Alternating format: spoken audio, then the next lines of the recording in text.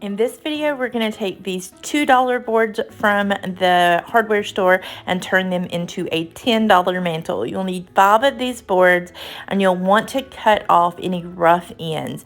But be careful and make sure that your pieces are good and solid, and you don't have a lot of cracks and damage on them. Okay, back to the project.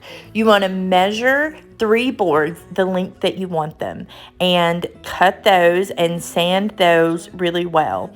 Then you are going to use wood glue and pin nails to hold those 3 pieces together in like a U shape or a trough shape.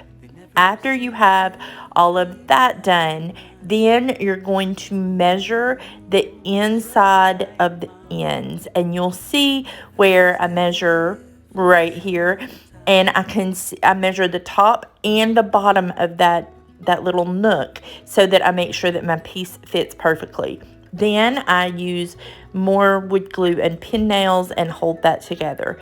Next, we're going to use a French cleat system, and we're going to cut a piece of board from the inside of those end pieces, the length of the board.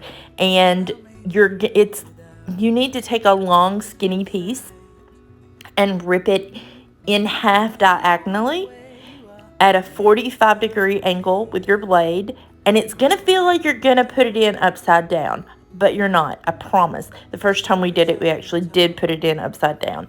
It goes in with the cut part going into the box. Use wood glue pin nails to do that.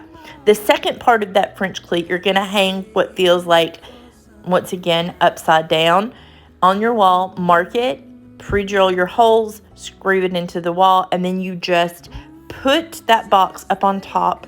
That French cleat is going to hang inside of this board. If you wanted to, you could secure it through the top with a couple of screws to give it some more strength. But as you'll see, this turned out really strong. It holds a lot of weight, super cheap, and it was a great DIY. If you like this project, make sure that you hit the subscribe button and give it a thumbs up so that you'll see more of my content. Thanks so much for watching.